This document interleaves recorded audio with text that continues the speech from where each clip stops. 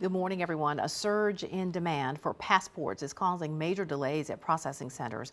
A standard passport renewal can take up to 13 weeks. Even expedited service is taking up to 9 weeks. Chris Van Cleve shows us how the backlogs are causing some travel anxiety. UNC sophomore Kylie Parker thought she was ahead of the game, applying for a new expedited passport months in advance of her summer study abroad program. It's just been a mess ever since. I spent 8 hours a day on the phone with the passport line the other day. We're getting no calls through, no calls back, and I'm just very scared of missing my study abroad travel. She's supposed to leave North Carolina Sunday for Portugal and Italy, but still no passport. It's caught up in a growing backlog of applications that now has her trip in jeopardy. They said the only in-person appointments would be that day in New Hampshire, the next morning at 10 a.m. in Minneapolis, or the day I'm supposed to leave for Europe in Seattle, Washington. Current wait times are as long as 13 weeks. That's more than 3 months. It needs to be the original only. It's prompting long lines at passport offices across the country ahead of what's expected to be a record-breaking summer travel season. They said the only other option was to go to another location, which is in LA. So I'm not going to go to LA. The State Department issued nearly 22 million passports last year, a record high. Current demand is up at least 30% as 500,000 applications a week keep rolling in. Despite an increase in funding and more staff, wait times continue to grow. We're really digging in on this. We were authorizing overtime. We've opened satellite offices. Airline industry analyst Henry Hartevelt. It's not just alarming, it's embarrassing. I know people have been waiting 3-4 months to get their passports fulfilled. I haven't really been sleeping. I've been waking up nauseous. I'm so nervous. Parker's just hoping this passport problem doesn't postpone her summer semester in Europe. Chris Van Cleve, CBS News, Los Angeles. All right, if you plan to travel by car across town or even further, here's an update. Rideshare giant Uber has announced several updates and new features, including rides that will allow teenagers under the age of 18 to travel by themselves for the first time. Now, the company says parents can create the accounts for their teenagers to help them get to sports practices and other activities. The rides will include live tracking, an audio recording feature, and an option for parents to contact the driver directly to monitor a trip's progress. Those teen accounts will be available in select cities in the United States and Canada starting on May 22nd. Uber also announced other new features, including an option for a car seat if you're traveling with a younger child, a new group grocery feature, and an option to request a ride over the phone.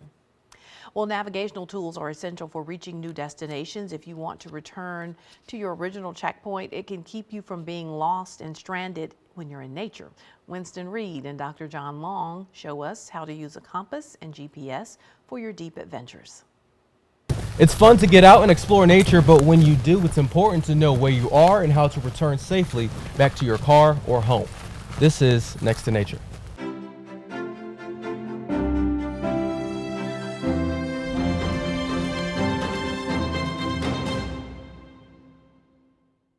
So Dr. Long, I see you have a couple of compasses on you and you also have a GPS on you. One of the things is when you get to exploring nature, sometimes you can get turned around. A lot of times you may think you know where you're going, and if you have a road such as this one, if you stay on it, you can still go deeper into the woods and still know how to return. A lot of times when we see nature that we want to explore, it's going to be off-roads. And because of that, we need to know where we are and how to get back to where we're going. When I was a child, one of the exercises my uncle would make me do is he would always tell me, all right, now which way is the truck? So he kept in my mind how to keep orientation to where we were when we walked in. A lot of times, if you get into some areas though, you're not going to be able to follow your tracks. To follow your tracks, and you need some navigational aids to help you do that. All right, so let's look at your compass right here. Show us how you would use it. This compass is the one I use the most. It does have a indicator arrow for your direction of travel. It also has an arrow along with this needle, and many people know that a compass needle always points north. Mm-hmm. So when you want a direction of travel, you say I want to go in that direction, you want to point the your indicator arrow towards the direction you want to go. And then you need to calibrate your compass by turning this red arrow to where it lines up with north. So you can walk in a straight line and still stay oriented in the direction you want to travel. It has different degrees here, so in this case we're traveling at about 300 degrees to the west. So that basically gives you a line of sight to where you can travel back in the same direction that you came from. All right, show us how to use your GPS. Okay, so a GPS is an electronic device such as this. We turn it on, and it uses satellites in order to keep an even more exact location of where you currently are as to where you need to go. So maybe it's good to have a checkpoint in terms of where your car is. Absolutely. You can drop a waypoint, which is known as a waypoint, onto the GPS, and you can actually put what's known as a track on here, and this is a map. You'll see it pull up. It'll correct itself to wherever you're located. But a track is basically a line that shows where you walk. So if we walk down this road, it would map exactly where we were. And you could just turn around and follow your tracks that way. And you can follow that line all the way back to your truck. The only problem with this is you need batteries, just in case it runs out. They don't work without batteries. So make sure it's charged, and if it does die, keep that compass on you as well, so that way you know how to get back to where you need to go. I always keep extra batteries, but it's a great navigational tool, but if you don't have extra batteries and it happens to die, then you're in trouble. When you're out in nature, know where you are and know how to get home. This is Next to Nature. We'll see you next time.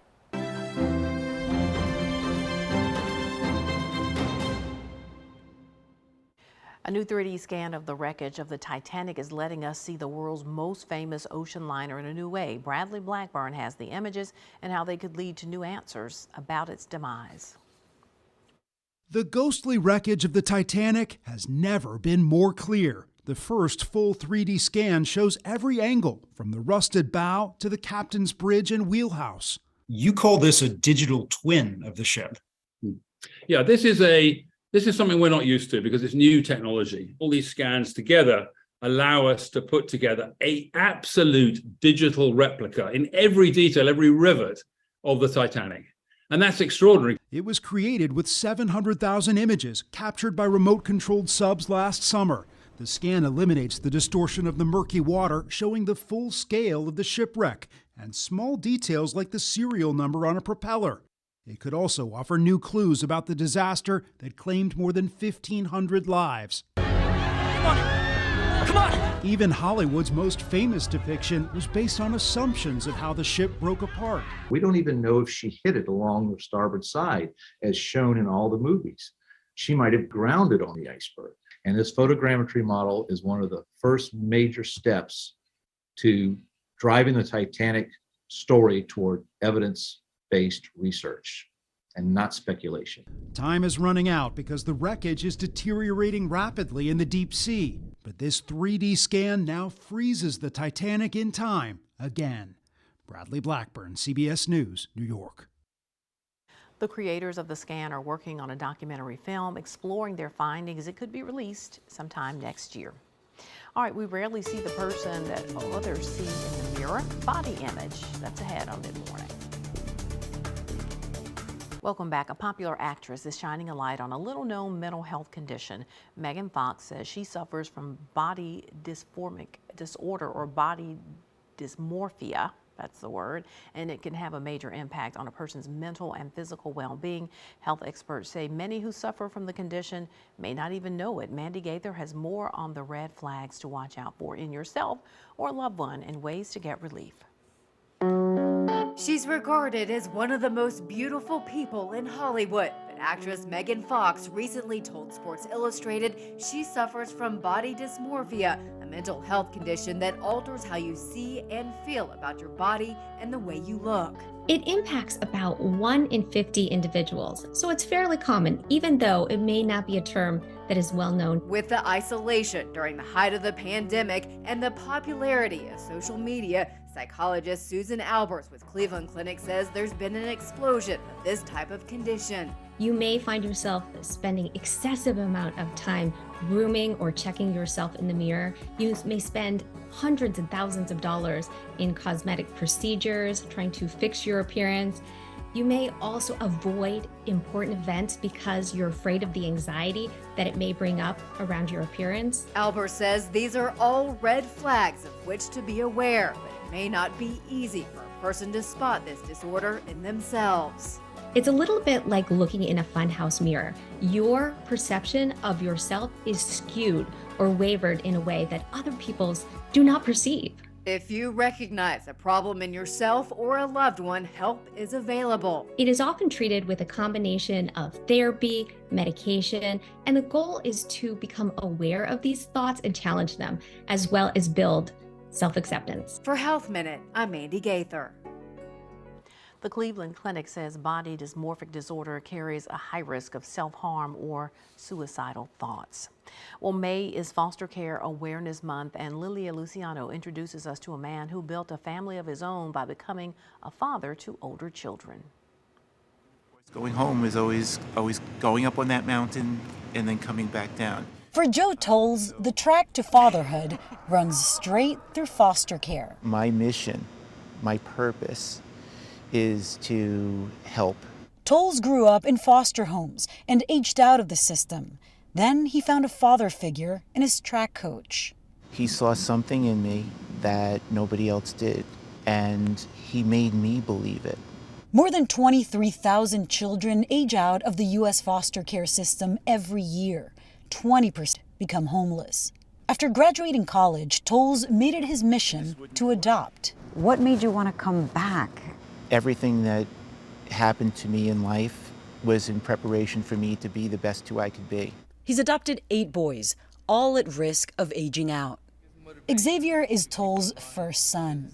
It was kind of like I didn't need a parent for all these years. Why do I need one now? At 18. At 18. Each discovered their own version of success. I had to get used to somebody actually seeing me, telling me it's okay to have emotion and express yourself. He gave his boys the gift of family. Why is it worth it? They're my kids. It's worth it because you fall in love. Lilia Luciano, CBS News, New York.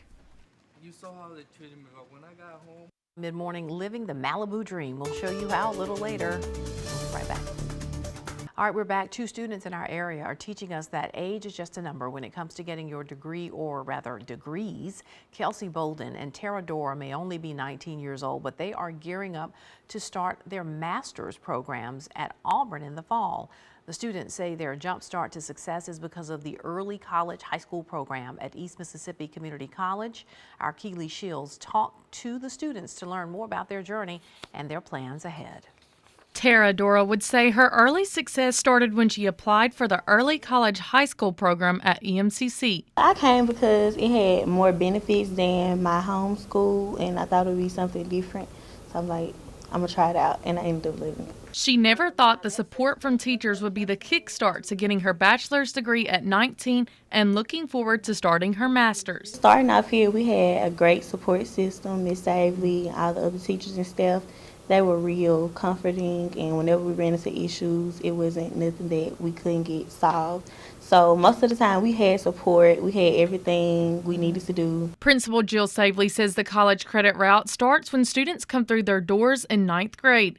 Introducing college content little by little, Savely says they encourage students to work at their own speed, and for some, that means more than others. As they go through each year, they take more and more college classes depending on their abilities. So some of our students take academic classes and work towards an academic associate's degree. Some of our students work towards career technical program certifications or degrees. Kelsey Bolden would say she has had a passion for cooking since she was a little girl. After earning her bachelor's in culinary arts at MEW, she's now preparing for her master's in hospitality management. She says quitting was never an option. I think it's like a self-determination. It's like you see yourself in one place and you're like, okay, if I can do this, then I can go to the next step. Bolden says one of the most important things she received from the program was making connections. Definitely go for it. It is an opportunity that you do not want to miss. You meet so many new people, so many connections, and life is all about connections. And being a part of the GTEX family, it is like top tier. Savely says the two students came into the program determined, and now they mastered every obstacle. I think sometimes maybe that looks like it's easy or, they didn't struggle along the way. But I can tell you what happened with these two young ladies is they came here as freshmen and they put their heads down and they went to work. And it's not that they didn't have challenges along the way, but it's what they did with those challenges that made them so successful. Well, it's college graduation season and new graduates are entering the workforce. Many now need to devise a plan to pay off student debt while also considering their health care and their retirement investment options. CBS News business analyst Jill Schlesinger has some tips. If you have a student loan or any other debt, create a list of each loan. Include monthly payment amounts and the interest rate. Focus on the highest interest loans and then systematically work your way down to the lower interest ones. For parents, if you can afford to help the kids without jeopardizing your own financial security, that's fine. But no borrowing against the house or the 401k. If your first job offers health care, consider a high deductible plan to keep costs down. If not, remember, parents can keep children on their own health insurance plans until age 26. Finally, while the cash flow might be tight for new grads with a brand new job, if it includes a retirement plan, try to contribute to it at least up to the company's match if one exists. Review the investment options within the plan and opt for lower cost index funds if they're available. If there's no plan through your employer, open a Roth IRA at any of the major low-cost firms. In New York, I'm CBS News business analyst Jill Schlesinger. All right, for young adults facing adulthood, it can all seem daunting for new grads navigating how to gain control of their finances, from budgeting and negotiating salaries to adopting good money habits. One expert is weighing in on how graduates can set themselves up for success. Take a look. Graduation season is underway across the country, and young adults are entering the real world amid an uncertain U.S. economic outlook. For current grads or recent grads, it's really important to make sure that you are not too intimidated by that. Personal finance expert Julie Alma Taveras says a bit of planning now can help new grads gain control over their finances for life, and has these 5 money tips. Number 1, track expenses for at least 6 months to see your habits before creating a new budget. It allows you to see, okay, where's my money actually going? So that I can then, after that period, really start to think about how do I want to strategize in terms of how I spend my money. 2, use the 50-20-30 method, where 50% of your paycheck pays for living expenses, 20% goes to your savings, and the last 30% is for things you enjoy. 3, learn to negotiate your salary.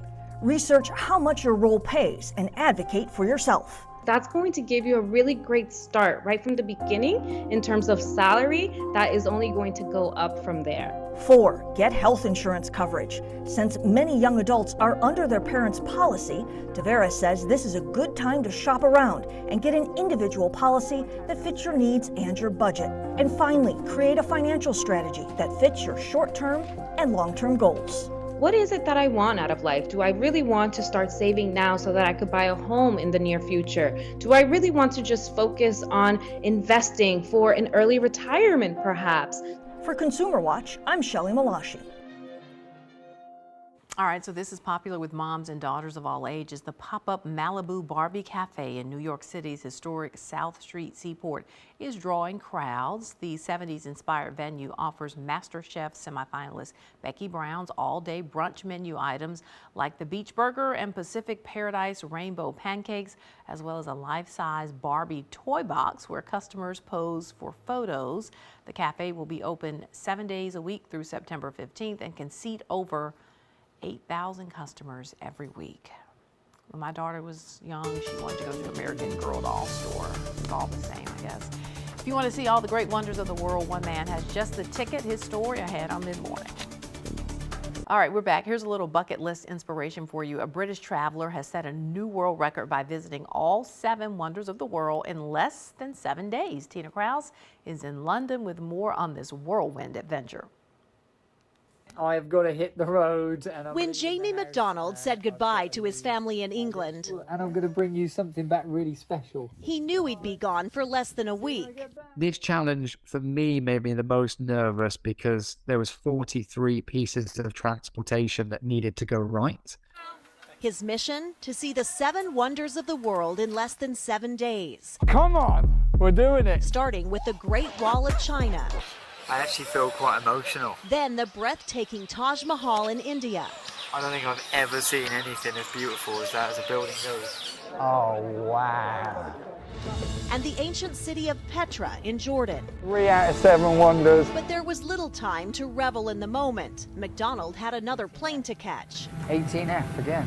He took 13 flights in all, 16 taxis, 9 buses, 4 trains. Here we go. And a toboggan as he ticked off a bucket list of world landmarks. Can you actually believe people used to fight to the death down there? It just blows my mind. With every wonder he witnessed, the globetrotter known as Adventure Man raised money for his superhero foundation helping kids with disabilities. We've done it, Jamie. We've done it? And on the final lap at Chichen Itza in Mexico, he set a world record.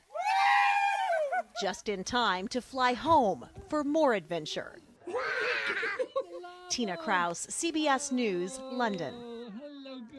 All right, so in the end, the trip took 6 days, 16 hours, and 14 minutes. The 37-year-old says he only slept about 12 hours over those 7 days.